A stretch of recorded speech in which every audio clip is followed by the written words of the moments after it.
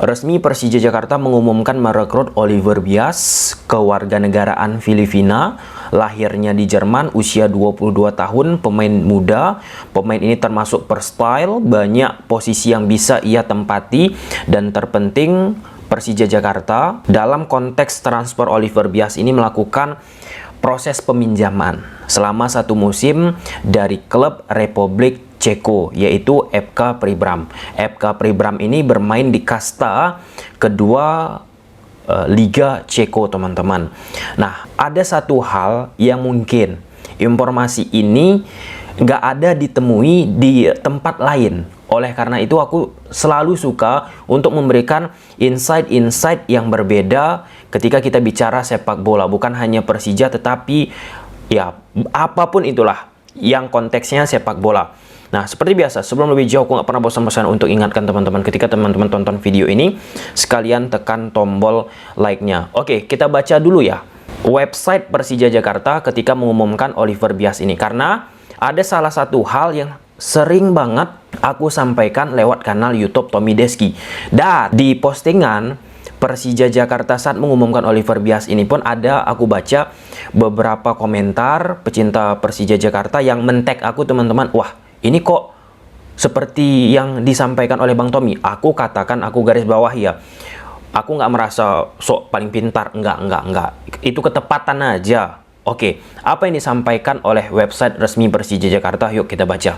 Nah, ini dia dengan judul "Selamat datang macan muda dari Filipina, Oliver Bias". Kita baca, Oliver Saludares Bias menjadi pemain asing kelima Persija untuk menggarungi Liga 1 2023-2024. Pemain berlabel Timnas Filipina kelahiran Jerman, 22 tahun lalu itu didatangkan dari FK Pribram dengan status pinjaman selama 1 tahun.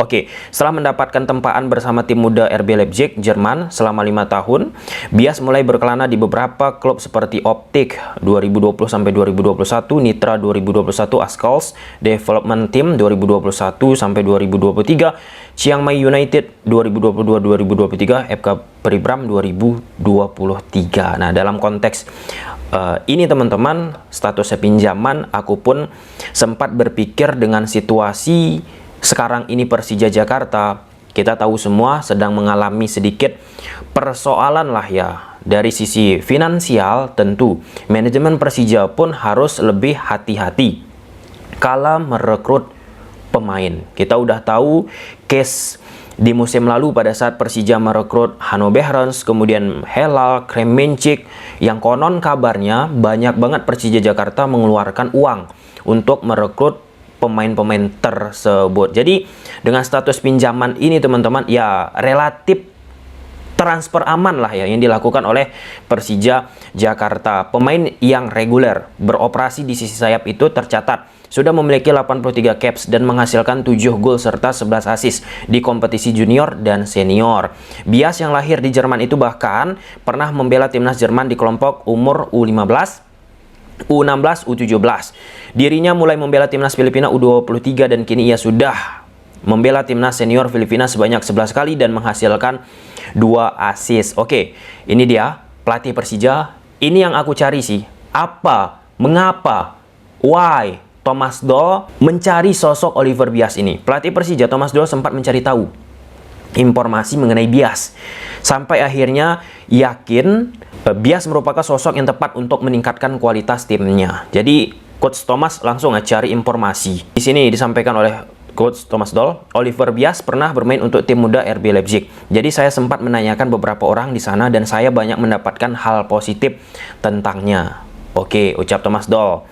Dia adalah pemain yang memiliki kecepatan. Ini dia keywordnya. Dia adalah pemain yang memiliki kecepatan. Jadi pas aku buka IG pada saat akun media sosial pecinta Persija Jakarta menulis berita ataupun mengutip berita dari website Persija Jakarta ini, ada beberapa pendukung Persija Jakarta yang men-tag aku tadi tentang dia adalah pemain yang memiliki kecepatan. Nah, cenderung beberapa bulan ke belakang, beberapa bulan terakhir, bahkan pada saat aku diundang oleh Persija Jakarta untuk menjadi salah satu narasumber membawakan topik tren taktik di Liga Indonesia, aku bawakan cenderungnya pemain-pemain hebat di Liga Indonesia itu dianggap orang ya teman-teman, muncul stigmatisasi, yaitu pemain-pemain yang larinya kencang, pemain-pemain yang cepat. Pemain asing baru Persib Bandung, Alberto Rodriguez, mengeluarkan statement soal Liga Indonesia. Di Indonesia, sepak bola lebih fisik, terus lebih banyak lari. Lebih sering lari di Indonesia. Statement ini sering disampaikan oleh pemain asing ataupun pemain lokal saat mereka bicara tentang Liga Indonesia. Nah, ini dia, Yanto Basna bilang Liga Indonesia lebih banyak sprint atau lari. Taise Marukawa, ex Persebaya Surabaya, sekarang main di PSIS Semarang, bilang juga Liga Indonesia lebih banyak lari. Di Eropa santai melakukan tiki-taka, passing pendek. Eber Besa, pemain Bali United, juga katakan demikian, lebih banyak lari di Indonesia. Di Portugal mengandalkan taktik. Ali Sesai, ex pemain PSIS, di sini Indonesia kebanyakan lari. Hugo Gomez, di Indonesia suka lari, di Brasil lebih suka umpan.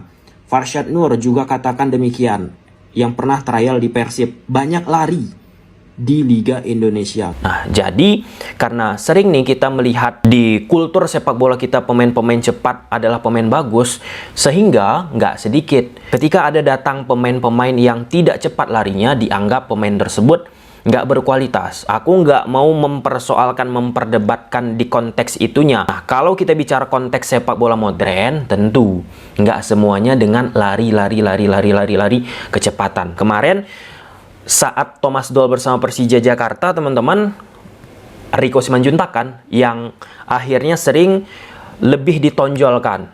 Ya, pemain lain pun ditonjolkan. 2023 musim baru, teman-teman, Coach Thomas Doll mendatangkan beberapa pemain cepat yang sering aku sebut juga sebagai pemain jarum, needle player. Ada Rio Matsumura. Jadi ada opsi. Plus dengan datangnya Oliver Bias ini semakin mempunyai opsi banyak bagi Coach Thomas Doll. Nah, ingat, semua pelatih teman-teman di era sepak bola modern sekarang itu suka banget pemain yang per style. Itu mahal itu pemain. Itu mahal itu. Mahal tuh barang. Kemudian Thomas Doll tambah dia adalah tipe pemain yang suka duel.